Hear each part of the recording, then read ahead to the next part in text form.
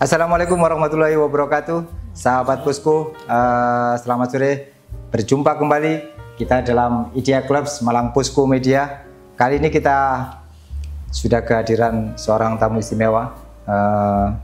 Ini untuk mengagendakan diskusi atau podcast kali ini saya harus menunggu hampir 2 minggu ya, karena beliaunya dia sertifikasi atau mengejar labubu ke Bali. Betul. Jadi edisi kali ini kita akan membahas tentang tulisan Bu Rahma Bakti Utami tentang fenomena kalau pilkada kan ngejar kursi. Nah, kalau Bu Rahma Bakti Utami ini menulis tentang menggebu-gebu berburu labubu. Nah, apa itu labubu? Kenapa kok diburu?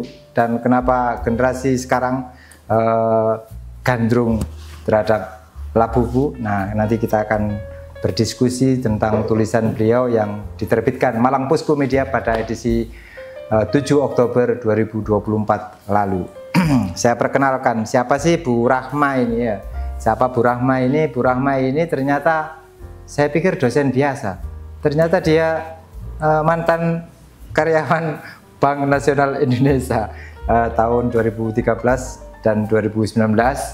Dia nggak tahu, mungkin sudah kebanyakan duit palingnya keluar, terus kemudian menjadi dosen Fakultas Vokasi Universitas Brawijaya Malang, dan posisi terakhir sekarang menjadi dosen administrasi bisnis Politeknik Negeri Malang. Saya sapa dulu, bagaimana kabar Bu Rahma hari ini? Alhamdulillah. Masih demam atau masih batuk? Aman. Kapan datang dari Bali?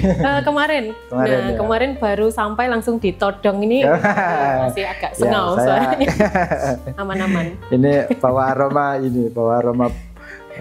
Bali ini. Oh, aroma Bali. Bu Rahma, belakangan kan 2 minggu belakangan, bahkan sekarang masih sangat ini ya, viral tentang labubu. Ya, kalau di kita kan labu gitu ya, ternyata ada boneka labubu. Bu Rahma, kenapa kok menulis fenomena ini, ya kan? Apakah karena memang bonekanya, atau harganya, atau ada fenomena apa sebenarnya yang terjadi pada viralitas tentang berburu labubu pada generasi sekarang ini? Pada generasi sekarang. Baik, sebelumnya saya ucapkan terima kasih dulu Mas Halim nih udah mengundang saya dan menodong. Jadi saya udah ditodong untuk nulis, untuk nulis tiap bulan di Malang Pusku Media. Sekarang dikasih kesempatan untuk berbagi cerita gini ya. Ini berbagi cerita, berdiskusi juga terkait dengan labubu gitu. Jadi kalau tadi pertanyaannya kenapa menulis terkait labubu gitu ya, kebetulan karena saya dosen, kalau dosen kan ada research interest gitu ya, research interest atau ketertarikan penelitian saya terkait dengan manajemen keuangan. Nah, beberapa isu yang sekarang viral di masyarakat, khususnya buat generasi muda, milenial, Gen Z, itu adalah labubu ini, salah satunya adalah labubu. Gitu. Jadi labubu ini hanya boneka gitu ya sebenarnya, boneka ciri khasnya telinganya panjang, terus punya gigi dari mulut panjang gitu, sebenarnya boneka gitu, hanya boneka. Lantas kenapa dia sampai viral? Sebenarnya kalau agak flashback gitu ya, labubu ini udah lama gitu, sejak 2015. Oh, 2015 sudah ada? Sejak 2015 dari berbagai sumber itu sudah ada. Yang membuat adalah orang Belgia kelahiran Hong Kong gitu, dari 2015. Tapi viral lagi beberapa waktu ini. Nah, kenapa viral? Karena ada Lisa Blackpink gitu ya. Lisa Blackpink itu dia bikin Instastory dan lagi megang si labubu ini. Nah, jadilah boneka itu jadi viral gitu.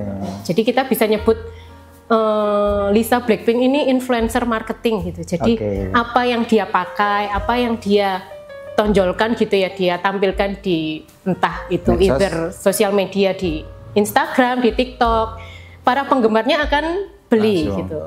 Kalau Blackpink bling gitu ya, mungkin Mas Halim bling juga. Penggemar Blackpink itu pasti ya ada kecenderungan untuk kalau Lisa bukan bling tapi bling bling. Kalau bling, apa yang Lisa pakai ya dia harus punya gitu. Nah, ini jadi tren gitu, jadi tren yang menarik diulas secara keilmuan manajemen keuangan gitu ya, bagaimana tren yang baru yang dipopulerkan oleh Lisa Blackpink ini jadi tren, kemudian merubah consumer behavior gitu ya, merubah perilaku konsumen yang pada akhirnya ya berpengaruh terhadap manajemen keuangan, bagaimana mengelola keuangan oleh suatu individu gitu. Oke. Nah, tahun 2015 yang lalu, kalau pemahamannya Bu Rahma, apakah waktu itu juga memang sempat viral atau belum sampai ke Indonesia, atau ini fenomena yang terulang kembali gara-gara mungkin Lisa Blackpink rindu atau apa terus kemudian, atau ini memang yang tadi Bu Rahma bilang influencer marketingnya, bahwa apa endorsement atau apa ya istilahnya dari Labubu ini, atau karena memang karena dia seorang figur, terus kemudian dia punya penggemar di Indonesia, jadilah kemudian ini jadi perbincangan menarik di media sosial sampai kemudian ke alam nyata gitu. 2015 saya rasa belum sepopuler sekarang ya, Labubu ini belum sepopuler sekarang, dan baru viral lagi ya awal-awal tahun 2024 ya, sekitar April Mei itu. Ya ketika Lisa Blackpink bikin instastory dan ada Labubu gitu. Sebenarnya tidak hanya di Indonesia, di Thailand, di Malaysia ini juga fenomena Labubu juga lagi viral-viralnya gitu ya. Terkait harga juga ada perubahan gitu dari berbagai sumber itu. Harga normalnya Labubu kalau di sosial di media online gitu ya, dia sekitar $28 atau sekitar 400.000. Itu terendah apa harga normal ya, harga bisa kita normal. bilang. Itu ada berapa jenis? Kalau Bu Rahma tahu, ada berapa jenis bonek Labubu itu berapa jenis? Berbagai ukuran gitu ya. Yang paling kecil segini gitu mungkin ya, sorry. 28 sampai $40 gitu, atau sekitar 400.000 sampai kecil. Yang paling besar ya yang dipegang si Lisa itu ya segede gini mungkin ya, 30 itu bisa sampai 3,5 juta, bisa sampai 4 juta. Itu lebih mahal dari UMR Malang ya. UMR Malang 3,3 itu satu boneka 4 juta gitu. Cuman ya kembali lagi kalau terkait dengan perilaku konsumen atau consumer behavior itu kan, kalau katanya Kotler dan Keller 2008 ya, perilaku konsumen adalah studi bagaimana individu menggunakan atau membeli barang untuk memenuhi keinginannya. Nah kembali lagi, kalau si Blink merasa Lisa Blackpink punya, saya harus punya ya, untuk memenuhi keinginannya itu ya akan terbeli walaupun harganya bagi sebagian orang, bagi saya tidak masuk akal gitu, tapi ya mereka akan tetap beli. Ujung-ujungnya ya akan menghasilkan kalau kita sebut impulsive buying gitu, membeli barang dalam jangka pendek tanpa berpikir panjang gitu kalau kaitannya dengan. Tapi kalau dikaitkan dengan misalnya saya hobi gitu atau dengan Blink itu, tapi kondisi keuangan ya yang kemudian berarti faktornya itu bukan pada salah atau benarnya kemudian membeli, tapi persoalannya kemudian nanti berefek pada kondisi keuangan itu ya, Brahma. Kalau misalnya saya hobi tapi saya nggak punya duitnya, atau kalau saya punya mungkin tidak masalah, tapi ujung-ujungnya yang bling-bling yang dalam tanda kutip keuangannya terbatas ini kan menjadi persoalan gitu. Sebenarnya kalau saya tidak pernah menyalahkan gitu ya, dalam artian mau membeli juga monggo gitu. Ini saya juga sering debat gitu dengan teman-teman. Selain Labubu kan ada banyak produk-produk lain yang juga setipe dengan ini viral. Kalau dulu waktu pandemi sempat sepeda Brompton. Itu kan juga harganya naik karena banyak selebritas yang pakai. Kebetulan saya juga pakai gitu. Ada komunitasnya di Malang gitu ya, Brompton Ngalam Squad. Teman-teman saya juga mengkritisi itu. Kamu kan dosen keuangan, kan harganya nggak masuk akal. Kenapa membeli itu? Nah, kenapa Labubu nggak beli gitu? Ya, akan ada pendapat sendiri-sendiri gitu ya. Kalau saya menganggap membeli Brompton adalah sebuah investasi gitu. Nah, ini kaitannya dengan literasi keuangan gitu. Maksudnya bisa dijual kembali. Betul. Atau misalnya kalau saya beli Brompton, maka saya akan membangun networking yang lebih luas dengan pengusaha-pengusaha di Malang. Nah, bagi Blink mungkin juga itu ada yang saya tidak paham gitu.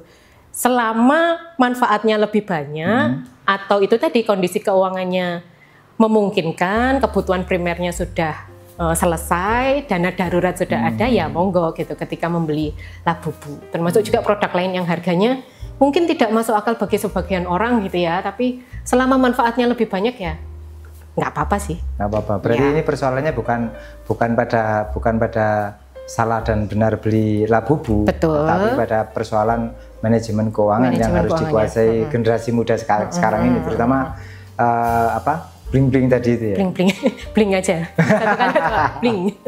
Sebutannya bling. Oke, Bu Rahma, menarik. Terus berarti ada faktor juga karena ini barang ini di Indonesia bisa jadi masih terbatas, akhirnya kemudian mempengaruhi harga, begitu? Bisa jadi seperti itu ya, kalau kita ada konsep supply and demand gitu, bagaimana dalam kondisi tertentu permintaan suatu barang itu meningkat, ya itu tadi setelah Lisa Blackpink posting, permintaannya akan meningkat, tapi penawarannya masih terbatas, maka harganya akan naik.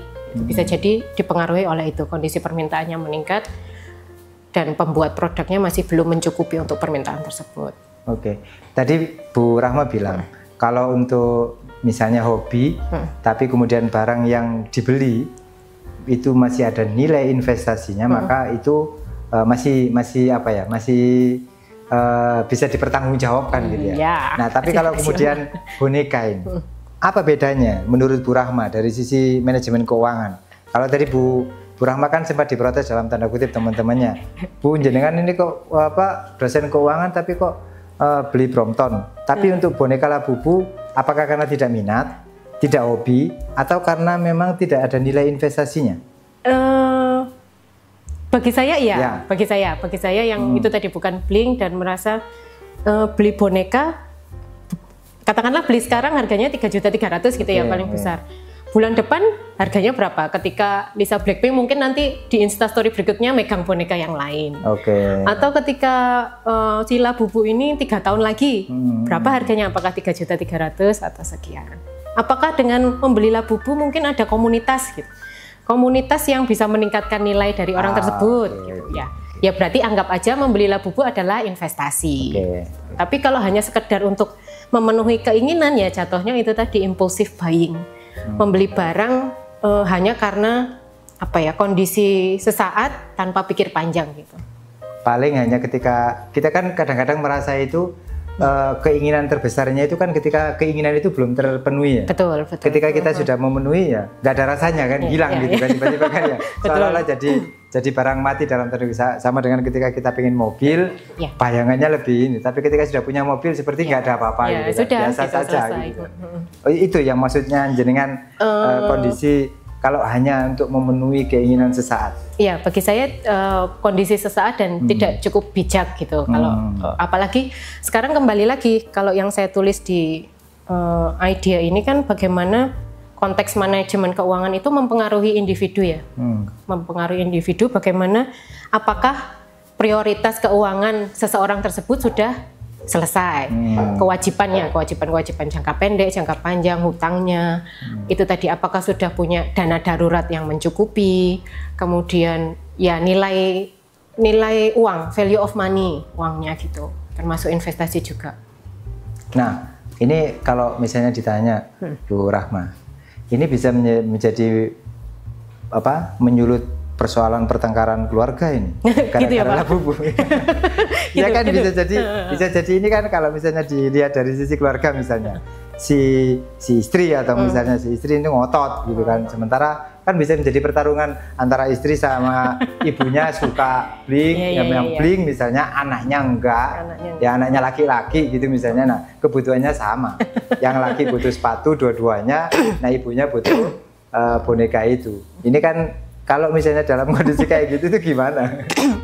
Kembali lagi sebenarnya itu ya, kalau manajemen keuangan pastinya sudah mengelompokkan mana berapa pemasukan, berapa pengeluaran gitu. Pengeluarannya juga dikelompokkan kebutuhan primer, kebutuhan sekunder. Kalau pelajaran Jawa dulu kan, apakah kebutuhan primernya sudah terpenuhi? Apakah kebutuhan utang-utangnya jangan sampai. Nah, yang dikhawatirkan kan anak muda sekarang membeli karena itu tadi, karena idolanya punya itu, dia beli dan sampai ke pinjol gitu misalnya. Itu kan jadi isu yang pembahasan tersendiri gitu. Kalau data dari OJK bilang bahwa pinjol itu dominan oleh anak-anak muda usia 19 sampai 40 tahun, sampai 34 tahun, 19 sampai 34 tahun gitu. Data berarti pengguna pinjol terbesar adalah di usia tersebut. Artinya ya mereka-mereka yang masih belum bijak gitu dalam pengelolaan keuangan, literasi keuangannya masih rendah, akhirnya ngambil pinjol untuk beli Labubu. Nah kan rasionalitasnya gitu ya dipertanyakan gitu, untuk apa? Kalau misalnya membeli barang-barang yang tidak sesuai kebutuhan, apalagi pakai dana pinjol, utang, kartu kredit, gitu. Itu yang perlu disesuaikan. Di garis bawahi bahwa kalau persoalan keuangannya selesai, mungkin tidak ada masalah gitu kan. Tapi kalau yang kemudian masih bersoal, apalagi mengarah ke memaksakan memburu Labubu dengan cara apalagi sampai terjerat pinjol, ini yang menjadi persoalan. Sahabat Posko, kita break untuk memberikan kesempatan Bu Rahma barang sekedar minum. Nanti kita akan kembali di sesi kedua, masih berbincang tentang menggebu-gebu berburu Labubu, dan nanti akan kita kupas bagaimana mewaspadai jebakan konsumsi.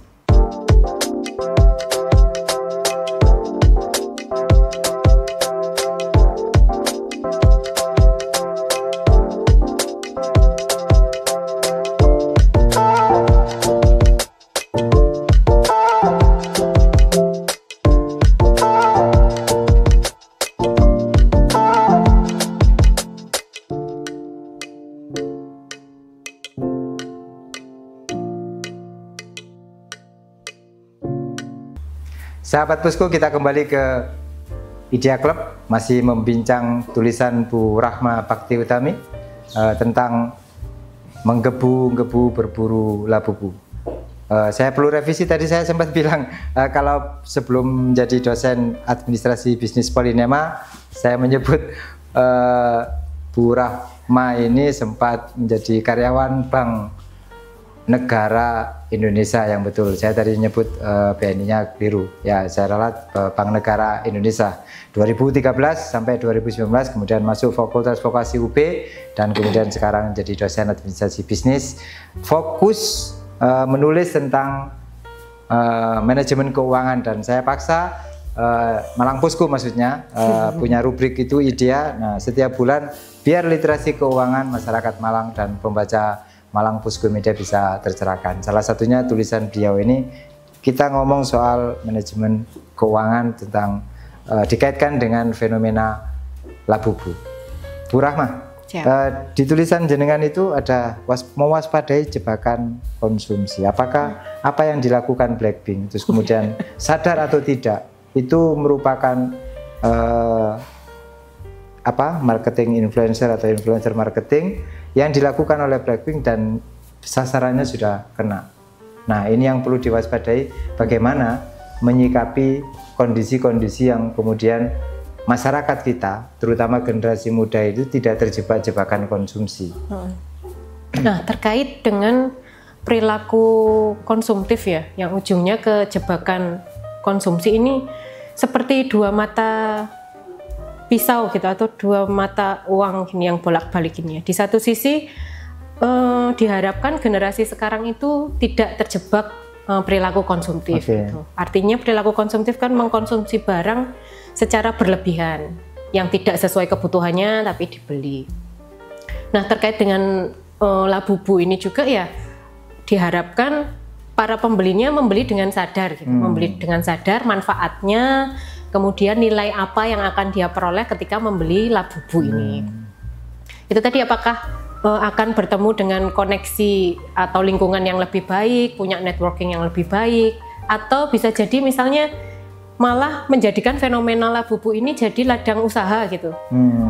Malah membeli kemudian dijual, dia punya keuntungan, itu bisa jadi. Tapi kalau hanya konsumtif ya jatuhnya akan menjadi perilaku konsumtif. Kenapa saya bilang seperti pisau yang dua belah mata pisau gitu ya. Di satu sisi pemerintah Indonesia juga menyarankan untuk membeli, untuk tingkatkan perilaku konsumtif gitu, karena PDB dari konsumsi dan lain sebagainya gitu. Jadi ya kembali lagi pada individu masing-masing, tingkatkan literasi keuangan, pastikan tidak membeli barang dan tidak terjebak perilaku konsumtif gitu. Kalau kita kaitkan dengan literasi keuangan, bagaimana literasi keuangan kan adalah pengetahuan, keterampilan, keyakinan gitu ya, untuk bagaimana bisa mempengaruhi sikap dan perilaku ketika mengelola keuangan. Nah, mengelola keuangan seperti apa yang sehat? Ya, yang pertama ya kebutuhan yang utama kebutuhan primernya sudah terpenuhi. Jika punya utang adalah utang yang produktif gitu, atau konsumtif juga memang kebutuhan primer, membeli barang-barang yang mempunyai value of money yang tinggi, mempunyai manfaat, sehingga kalau sudah terpenuhi literasi keuangannya sudah baik, maka bisa dipastikan tidak akan terjebak dengan perilaku konsumtif. Okay. Seperti itu. Bu Rahma, apakah ini fenomena labubu ini justru kemudian melahirkan misalnya mungkin dari UMKM gitu ya, yang kemudian melirik, wah ini jadi inspirasi ini gitu. Nah, apakah itu juga ini ikut mempengaruhi? Artinya pastikan yang boneka labubu asli sama yang KW lebih banyak KW gitu kan nanti. Ini bagaimana? dari sisi ini apa istilahnya dari permintaan tadi karena terbatas, kemudian ini justru dalam tanda kutip apakah ini positif juga gitu? Muncul ide bikin waduh, tapi barang bajakan ya. Nah ini juga serba salah juga ya. Artinya dari pengusaha memang dituntut untuk punya jiwa apa ya, selalu mengikuti tren gitu ya, mengikuti tren. Berarti misalnya ada permintaan labubu, oh bisa nih saya masuk ke pasar tersebut, ada pasarnya, ada pembelinya. Tapi di satu sisi kan harus ada etika bisnis yang dia jaga juga gitu. Artinya tidak boleh untuk memproduksi barang yang palsu ilegal, atau bajakan gitu. Jadi tetap bisa memanfaatkan tren ini gitu, tren konsumtif yang baru ini, konsumsi yang baru ini, tapi dengan cara-cara yang legal dan beretika. Itu tadi misalnya ya, beli aja ke Singapura, terus dijual di Indonesia. Selisih itu harganya tetap bisa dapat keuntungan. Berarti ini membuka just tip gitu ya? Iya, jadi di Singapura atau di mana, di Thailand. Atau bisa jadi yang memanfaatkan momen ini karena dia paham keuangan, justru bukan kalangan bling.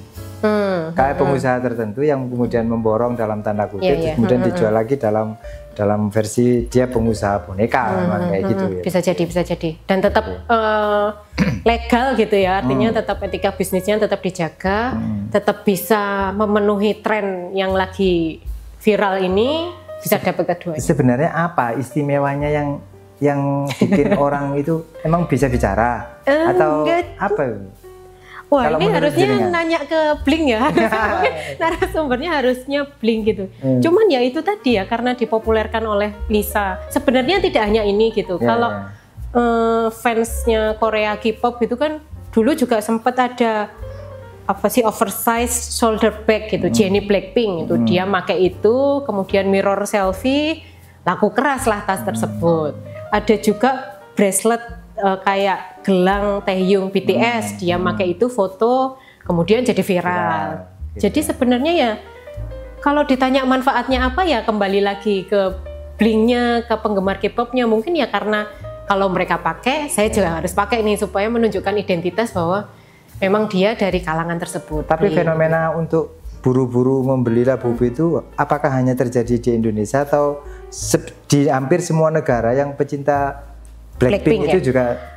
Kalau dari beberapa sumber sih tidak hanya di Indonesia, di Malaysia, di Thailand itu juga bersama lagi, ya, karena penggemarnya Blackpink kan di sana juga banyak gitu. Cuman ya makanya kenapa saya nulis menggebu-gebu berburu labubu ya, bisa jadi karena ini hanya sesaat gitu, periodenya ada sendiri.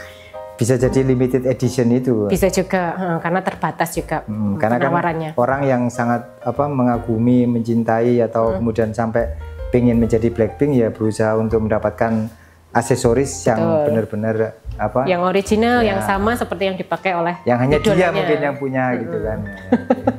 Terus bagaimana Bu mewaspadai atau mengantisipasi jebakan-jebakan konsumsi seperti yang fenomena labubu ini, atau nanti mungkin jenengan punya prediksi habis ini pasti ada lagi kok Mas, kira-kira fenomena, karena ini sudah ada tanda-tanda gitu misalnya. Bagaimana solusinya untuk generasi muda sekarang ini yang jenengan tadi kaitkan dengan pinjol, ya kan? Bagaimana literasi keuangannya dan juga apa yang harus dilakukan untuk membentengi agar tidak terjebak pada jebakan perilaku konsumtif ini ya. Sebenarnya kalau bagi generasi muda sekarang diuntungkan karena sudah banyak platform-platform sosial media atau webinar, pelatihan terkait literasi keuangan gitu. Jadi ya solusinya yang meningkatkan pengetahuan, kapasitas terkait dengan manajemen keuangan atau literasi keuangan. Sekarang juga banyak juga film-film yang mengedukasi. Kalau sekarang yang lagi viral Kaluna, Home Sweet Loan itu Kaluna bisa nabung 300 juta padahal gajinya sekian ya. Kaluna bisa nabung 300 juta karena dia nggak beli Labubu gitu. Bisa jadi kan karena dia nggak konsumtif, jadi dia bisa nabung 300 juta dan dia bisa beli rumah, kan ceritanya gitu di film. Jadi generasi muda sekarang sebenarnya di satu sisi banyak influencer marketing yang mulai meracuni, tapi di sisi lain banyak edukasi yang dengan mudah diakses, tinggal mau atau tidak gitu ya. Tinggal mengakses bagaimana meningkatkan pengetahuan terhadap bagaimana sih mengelola keuangan atau kebutuhan-kebutuhan apa yang harus dipenuhi. Misalnya mereka sadar, generasi muda sekarang, bahwa biaya kuliah makin mahal, harga rumah mahal, harga rumah di Malang mahal, UMR-nya berapa, 3.300.000, butuh sekian tahun untuk punya rumah di Malang gitu. Akhirnya lambat laun akan meningkat gitu ya, pengetahuan, kesadaran, rasionalitas bagaimana mengelola keuangan yang nantinya ya bisa jadi akan mempengaruhi gitu, mempengaruhi perilaku konsumsi, perilaku membeli barang, mengoleksi sesuatu itu akan lebih baik ke depannya gitu. Kalau literasi keuangannya sudah baik. Sudah baik.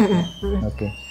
Terus kemudian yang terkait ini, mewaspadai juga karena kan kebutuhan konsumtif itu tadi akan bergerak terus gitu kan, semakin ini. Nah, jenengan mungkin memprediksi terkait dengan misalnya pilkada atau apa gitu kan yang sekarang lagi ini kan ya, banyak mungkin pengeluaran-pengeluaran yang nanti bisa mempengaruhi jebakan-jebakan konsumtif bagi generasi muda, khususnya bagaimana caranya generasi muda itu tidak mudah dalam tanda kutip, ini bukan promosi tapi paling tidak pinjol itu sudah sangat dalam tanda kutip ini. Kalau apalagi karakter generasi muda sekarang, satu itu bukan hanya pada persoalan literasi keuangan, tapi persoalan mental itu.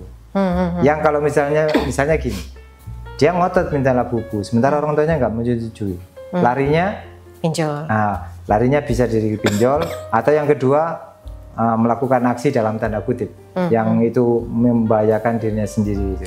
Gimana menurut jenengan? Ini fenomena pinjol ini juga menarik dan cukup mengkhawatirkan gitu ya. Seperti yang saya bilang tadi bahwa mayoritas pengguna pinjol adalah usia 19 sampai 34 tahun gitu. 19, dan ya. Data dari OJK menyebutkan bahwa sekitar 65% dana pinjol itu digunakan tidak untuk kebutuhan primer. Ya salah satunya ini beli Labubu, kemudian nonton konser. Nonton. Ya, yang sekarang Indonesia banyak sekali didatangi orang-orang band-band dari luar untuk nonton konser. Saya juga suka nonton konser gitu ya, tapi artinya saya memahami bahwa kebutuhan yang lain sudah terpenuhi itu tadi. Dana darurat saya aman, untuk kebutuhan primer yang lain sudah ada. Cara mengatasinya ya sebenarnya masuk ke dalam lingkungan yang sama-sama melek secara finansial gitu, terbuka secara finansial, berdiskusi dengan itu tadi influencer. Banyak sekali sekarang influencer di sosial media yang memberi ilmu gitu ya, secara free, secara gratis bagaimana sih mengelola keuangan. Kalau orang tuanya pelit, Bu? Kalau orang tuanya dan orang tuanya bukan bling juga. Bukan bling, tapi bukan hanya untuk bling. Orang tuanya pelit. Punya, tapi pelit sama anaknya. Kadang pelit malah jadi hikmah ya buat anak-anak muda sekarang supaya ya itu tadi nggak beli barang-barang yang konsumtif. Kembali ke kebutuhan gitu. Bisa jadi ya karena belum sadar secara keuangan, membeli barang yang sesuai dengan kebutuhan itu sih, bukan keinginan. Membatasi mana sih yang sesuai kebutuhan dan mana yang hanya sekedar keinginan. Jenengan pernah nulis itu kalau yang soal konser juga itu harus ada dana darurat. Waktu itu kalau nggak salah konsernya Coldplay. Coldplay ya, di Jakarta ya. Coldplay di Jakarta, jenengan nulis juga tentang bagaimana menyisihkan atau menabung atau pokoknya tidak mengganggu sampai terus kemudian. Nah, kalau misalnya dikaitkan dengan ini Labubu dengan generasi Krombol ini itu gimana? Jenengan juga pernah nulis itu. Yang itu juga generasi itu jenengan kaitkan dengan fenomena Kromboloni. Kromboloni. Gitu. Yang konser itu juga saya sampai itu judulnya dana darurat nonton konser darurat, gitu ya. Itu saya spesifikkan karena Kalau sekarang kita hanya memenuhi dana darurat. Nah, dana daruratnya buat apa? Dana darurat kan ya untuk hal-hal misalnya tiba-tiba sakit, rumah kebakaran. Cuman kalau saya suka nonton konser gitu. Kemarin Coldplay juga nontonnya di Thailand. Itu terpenuhi karena ya sama teman-teman. Itu juga dipertanyakan juga loh. Kamu nih nulis manajemen keuangan tapi kok sampai berangkat ke Bangkok untuk nonton Coldplay. Lah, karena saya sudah menyiapkan kan yang dia tidak tahu. Kalau di Thailand habis berapa? Lo enggak, ini untuk literasi keuangan, bukan untuk pamer. Iya, ada lah, ada. Mungkin 3 kali UMR Malang. 3 lah. Itu tapi, hanya untuk tiketnya. Tiket sudah dan total. Tiket sudah dan total. perjalanan. Oh, tiket perjalanan. Tapi kan yang orang lihat saya seneng-seneng nonton konser, yang nggak dilihat kan gimana saya nabung atau saya frugal living, saya makan secukupnya untuk menyisihkan itu. Kan kadang itu yang tidak tersampaikan dan mereka tidak tahu gitu. Padahal ini yang penting juga gitu. Gimana kehidupan saya di tempat lain menabung untuk dana darurat nonton konser. Kalau untuk saya ya karena saya butuh hiburan gitu misalnya. Atau karena memang saya menganggap ini sekali seumur hidup. Maka saya harus nonton. Barangkali mereka yang membeli Labubu juga punya pemahaman yang saya nggak nyampe gitu. Yang saya belum sampai ke sana. Nah ini yang ya kembali lagi selama dana daruratnya. Misalnya dana darurat untuk membeli produk sesuai Blackpink ya monggo selama udah terpenuhi, selama kebutuhan lainnya udah tertata dengan baik gitu. Berarti kita tercerahkan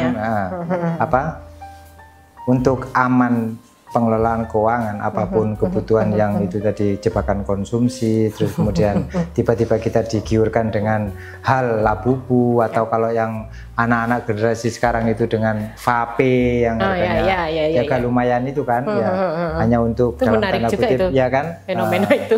Nah kalau ngomong soal ini berarti kan kita harus punya dana darurat. Nah idealnya masing-masing person yang kalau kemudian gajinya setara UMR gitu memang harus dipaksa punya dana darurat. Berapa persen dari kebutuhan? Ini sebenarnya ideal teoritisnya lah. Meskipun itu agak susah diwujudkan, tapi untuk bisa dana darurat, jadi ketika misalnya entah sakit atau kemudian pingin sesuatu itu masih aman. Ini tidak ada jawaban mutlak gitu ya. Kalau dana darurat gitu, teman-teman saya juga banyak nanya berapa sih atau berapa kali gaji yang ideal. Nah kembali lagi. Seseorang yang berkeluarga menikah dengan seseorang yang berkeluarga menikah dengan 3 anak, dengan seseorang yang single tentu berbeda dana daruratnya. Jadi nggak mutlak harus berapa kali. Kemudian itu tadi dana darurat misalnya sakit, mereka yang tidak tercover asuransi akan berbeda dengan dana darurat mereka yang gitu ya. Tapi kalau dari ahli keuangan gitu ya, financial planner menyatakan minimal 5 kali. 5 kali gaji. 5 kali gaji itu dana darurat. Tapi untuk konteks yang berbeda-beda juga, mereka yang berkeluarga dan belum punya anak. Mereka yang berkeluarga dan anaknya 1, 2 juga beda. Bagaimana dana darurat untuk pendidikan anaknya, atau tiba-tiba anaknya sakit ketiganya bareng kan tentu beda juga. Ini kita ngomong sedikit aja mengenai strategi keuangan misalnya. Gaji katakanlah 5 sampai 6 juta atau 4 juta atau 3 sampai 4 juta. Ideal kita bisa punya punya dana darurat itu gimana sih Bu caranya? Caranya artinya dengan keputusan misalnya ini seorang Dana ini masih single misalnya. Dia punya ini biar siap. saya juga pengen atau Minimal Selamat sama Rehan ini ya kan. Biar juga punya sama atau masyarakat sahabat Posko juga yang misalnya mendengarkan atau nanti melihat podcast kita itu biar punya ternyata kita nggak punya dana darurat sama sekali. Paling tidak itu kita harus menyisihkan tiap bulan memaksa itu dari gaji itu berapa persen gitu. Meskipun itu nggak mungkin tapi kan harus dilakukan biar apa? Kalau mengejar 5 kali tadi misalnya saya belum start sama sekali kan masa hutang kan nggak mungkin. Nah tapi untuk ke depan saya harus bagaimana? Misalnya mulai startnya bulan depan misalnya mulai sadarnya gitu. Jadi kalau dana darurat itu jangan diambil dari utang gitu karena memang kan harus disisihkan dari penghasilan. Cara paling mudah sebenarnya adalah membuka rekening yang terpisah. Gitu. Jadi minimal sekali punya 2 rekening bank atau sekarang bank online juga kan banyak ya, gampang banget bikin rekening. Lalu sisihkan tiap bulan. Berapa persennya ya sesuai kemampuannya masing-masing. Tapi setidaknya punya rekening lain yang tidak rekeningnya dikasih nama gitu, misalnya oh ini untuk Blackpink gitu. Nah kalau saya ada dana darurat konser itu tadi gitu, tahun depan udah ada jadwal konser, maka saya punya rekening untuk nonton tahun depan gitu. Okay. Nah punya rekening yang kalau saya rekening yang nggak ada ATM-nya. Jadi kalau sekarang kan dan nggak ada bukunya juga. Iya, supaya tidak mudah untuk diambil. Gitu. Kalau punya ATM, ada bukunya, ada mobile bankingnya, wassalam gitu ya. Buka rekening dan disisihkan tiap bulan, bisa 10%, 15%, sesuai kemampuan masing-masing. Itu yang paling tradisional gitu. Kalau mau yang lebih cepat, misalnya kan harus punya target ya. Dalam setahun saya harus memenuhi dana darurat. Tabungan itu paling konvensional gitu, karena dia ya akan kepotong biaya tabungan, biaya rekening. Bisa lewat tabungan saham, bisa juga saham. Tapi nabung beda. Deposito adalah produk bank, saham. Misalnya punya kemampuan untuk memilih emiten saham yang berkembang gitu. Misalnya kalau saya sukanya bank gitu, karena dia trennya meningkat, kemudian dividennya ada, nabung saham. Jadi kita dapat tabungan pokoknya, perkembangan harganya juga ada, dapat dividen juga. Itu supaya memperpendek waktu untuk memenuhi dana darurat. Tapi kalau pengetahuan sahamnya masih belum, masih belajar, ya paling tradisional adalah membuka rekening yang berbeda dengan rekening yang digunakan sehari-hari, supaya nggak kecampur. Atau ditabung sendiri gitu. Di toples, toples kongguan isinya duit. boleh. Siap. Oke, ini pengetahuan termasuk buat saya dan juga teman-teman Malang Posko Media dan juga sahabat Posko. Ya, apa yang disampaikan Bu Rahma tadi sudah banyak sekali, ya kan? Kita jadi minimal tercerahkan. Dan tidak mudah untuk mengkonsumsi barang-barang yang itu hanya sekedar untuk memenuhi kebutuhan sesaat. Tapi tidak ada salahnya kalau memang untuk hobi atau kemudian untuk koleksi, tapi Anda siap dengan dana darurat. Bagaimana dana darurat? Simak selengkapnya di Malang Posko, di channel Malang Posko Media yang sudah dipaparkan sama Bu Rahma. Terima kasih Bu Rahma sudah berbagi pengalaman tentang manajemen keuangan dalam fenomena Labubu, ya kan? Sahabat Posko, kita berjumpa kembali di Idea Club edisi selanjutnya. Wassalamualaikum warahmatullahi wabarakatuh. Waalaikumsalam.